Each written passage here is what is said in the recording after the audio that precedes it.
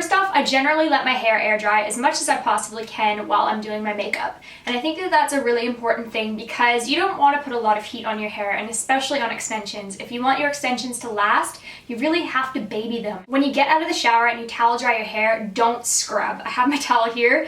Do not do that motion. Do not go up and down the hair shaft. Don't do it. Take your hair and squeeze and squeeze and squeeze. You don't want to rub because it just creates more frizziness and friction on your hair cuticle, and that is not what you want. And especially with extensions, it can really get them like matted and frizzy like if you do that. Before I brush my hair, I've been using a detangler, and the one that I have is from Natural Look, and it's the Silver Screen Ice Blonde Detangler. So it's for specifically blonde hair, but I mean, you could use any detangler on the market, really. My friend Jamie, who's a hairstylist, gave this to me, and I've been absolutely loving it. I actually use the Natural Look line for my purple shampoo and conditioner, and I adore it. If you've seen my blonde hair care video, you know that like I worship that stuff. If you haven't seen my blonde hair care video, I'll link it right up here. That video is mostly geared towards blonde hair, but I mean, any hair color can use some of the tips and tricks in that video. I just wanted to make sure that I covered blondes really well. There's not a lot of great hair care tutorials for blondes that have good information, so I really wanted to make one. Anyway, so I will spray some of my detangler, and I'll do it now. Generally, I just put it through my ends because I find that the top bit of my head doesn't really have any problem detangling. The next thing that I do is I used to just use my regular soft bristled brush, and it is so important for you to have a soft bristled brush if you have extensions. If you have a hard brush, it can get caught in your little bonds. So let me find one. So here's a little bond, and the thing is that they take a little bit of your hair and they attach the bond to that little bit of your hair, but your hair obviously still keeps growing. So my bond's right here. It's grown out about 1 inch. So if you had a hard bristled brush and you were brushing up near the root and it caught in that bond, it would like tear it straight out and ruin your hair. That's another huge reason of why people don't take care of their extensions properly, is because they don't have the proper brushes. You need the proper tools. So get a soft bristled brush. When I'm talking about soft bristled, you can literally go like this and the bristles will move. Has little tiny round beads on the end of each bristle, and it'll glide effortlessly over your hair and through your hair and around that bond. So that's really, really important. Another brush that I've been using lately is this one, and it is a Tangle Teaser. It is a Michael Mercier professional one. I don't really know about the brand. I just saw it and it was pink, so I ordered it. I have a lot of hair stuck in it, sorry about that. But I've been using this on the ends of my hair. I don't go anywhere near the top of my head with this, just again because it's not really that soft bristled. It does bend and it is movable, but I would say it's still a little bit too hard to be putting near your bonds. So I've been going, through the ends with it. So starting at the ends, and it's nice because the bristles on this brush are completely staggered, so it doesn't catch on your hair and it glides through really easily.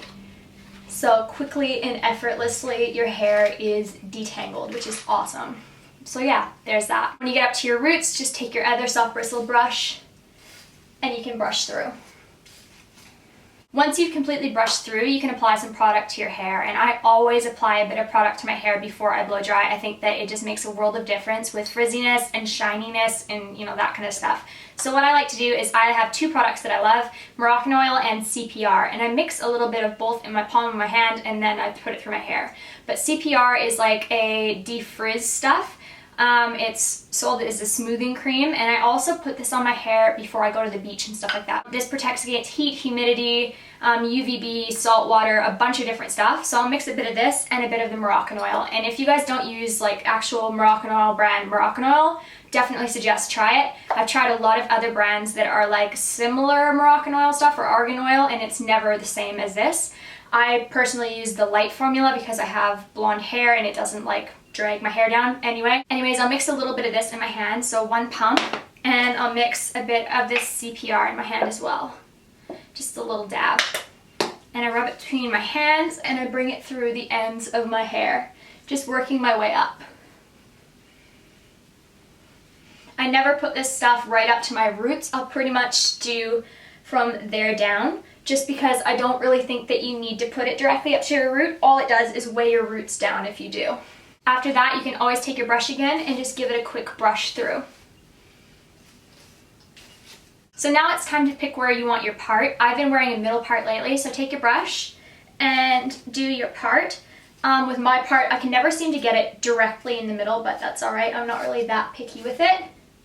Okay, time for blow drying. Grab your tools. I like to use a round brush for blow drying. I do have a video on it, I'll link right up here. The only thing that's changed since that video is I have gotten a new blow dryer. It's a little bit faster, more powerful. Faster? That made no sense. It's a little more powerful, and it has a couple more settings than my old blow dryer. I got this one on Flatiron Experts. I've gotten a lot of hair tools from them before. Check it out. I'll leave a link down below.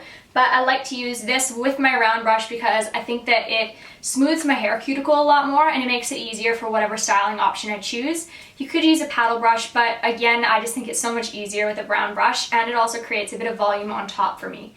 Anyways, go watch that video. I am going to quickly blow dry my hair and I will be right back. So this is what my hair looks like after blow drying, and of course I will brush through it. Now a lot of you are probably thinking, oh, you could probably just go out with your hair like this because it is so straight. I mean, you could, but you will run the risk of it tangling a lot faster. Your hair cuticle may be a little bit smooth, but you probably should run over it quickly with a straightening iron just to smooth it even more and preventing the chance of it tangling. If you are using heat on your hair, you must use a heat protectant. And seriously, I cannot stress that enough. It makes so much difference in protecting your hair. It'll feel better, it'll look better, it'll protect your hair. It is so crucial. The one that I use is CPR, again from the same brand as the frizzy stuff that I use. My salon carries this brand and everybody in the salon uses it, and they have the same extensions as me and their hair looks amazing, so naturally I bought the entire line. So anyways, along with being a heat protectant, this spray claims to be a memory spray, and it says on the back that it helps create style memory. So when you curl your hair, it helps it stay in a curl, or when you straighten your hair, it helps it stay straight. So anyways, I'm spraying my entire head with this. Generally, I coat the outside and then I'll do a couple sprays on the inside little bits. And I also make sure to spray once over top of my head to get a lot on the top bit of my head. This isn't going to make your roots weigh down or anything. Then again, I brush through with my brush. After I put in my heat spray, I will section my hair, so I usually just do it in the top half and in the bottom half, and I will always straighten my hair. And I know that sounds funny, but even if I curl my hair, I will always run my straightener over it first.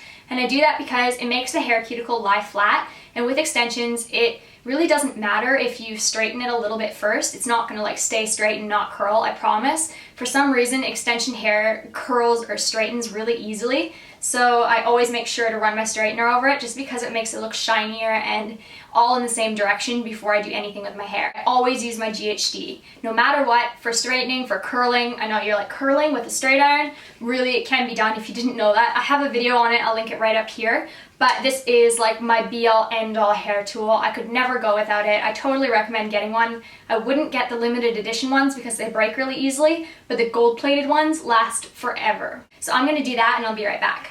Before moving on to my next step, I wanted to stress how crucial it was that you don't run any heat tools directly over your bonds. It's a huge no-no. Essentially, it reheats the bond, it'll melt it, and it'll ruin it. It'll start fizzling and crackling and burn it, essentially, and it'll burn right out of your hair. So don't take your heat tool anywhere near your bonds. So like when I do my top pieces, as you can see, I'll lift up where I don't have extensions. So right in this area here, my first layer of extensions starts right here. I make sure to do this chunk right here as one kind of pass with the straight iron. And underneath here, I don't start that pass until right underneath where those extensions are. Do not run over the individual bonds, whatever you do. Now that becomes increasingly difficult if you have your bonds in for a really long period of time. So I take really great care of my extensions, and typically I get about 7 months out of them. So 7 months of hair growth, your hair bond sometimes can be like down to here. Like I got these ones done in February and I already have a bond that's down to right about here. So that's like, what, almost 2 inches of hair growth?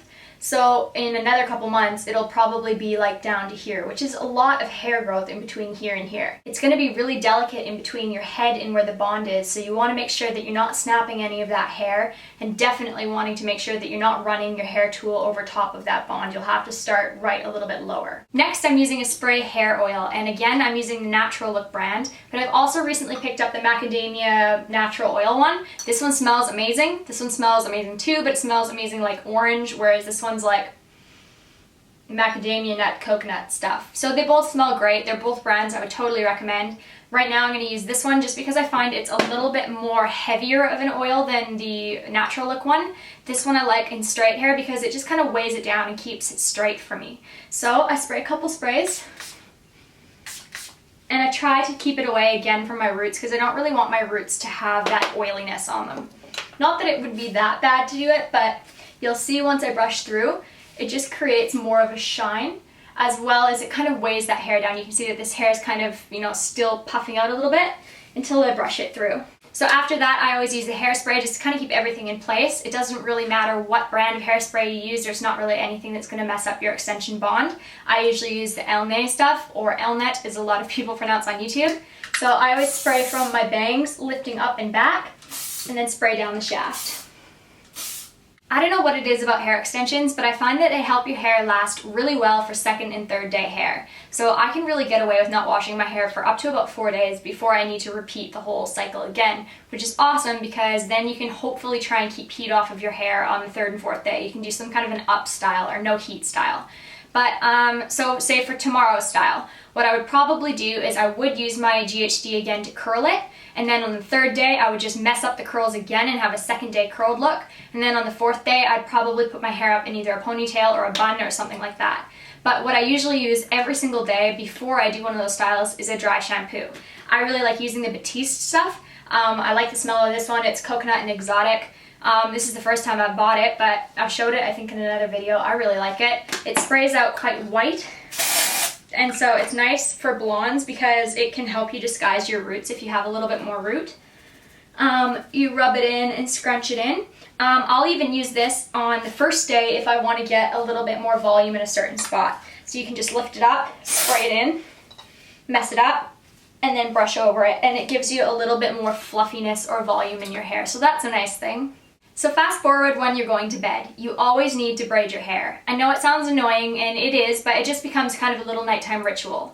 You really need to get in the habit of braiding your hair before bed, especially when you have long hair, because it prevents tangling, it prevents matting, and it keeps your hair in actually pretty good condition for like your 2nd and 3rd day hair. So I typically pull it off to the side and just do a long plaited braid down just the one side, and then you're good to go until morning. It's actually kind of nice because on the first day, if you had straight hair, the braids will create a bit of a wave in your hair for the 2nd day look. So I rocked that several times and I really like the way it looks. So that's how I style and take care of my keratin bonded extensions. I would definitely recommend them to anybody who is willing to keep up with the aftercare. Yes, it is a bit of work to keep extensions, but the thing is if you're paying that much money and you want your hair to look nice and you want your hair to last a long time, why wouldn't you keep up with your aftercare? It just makes sense, you know? I hope you enjoyed the video and found it informative. If you have any questions, don't be afraid to leave them down below. I'll try and answer as many as I possibly can. I'll make sure to link my hair care video, my blow drying video, and my GHD curling video down below, as well as all of my Facebook and Twitter and Instagram links. Thank you guys so much for watching, and I will see you really soon. Bye!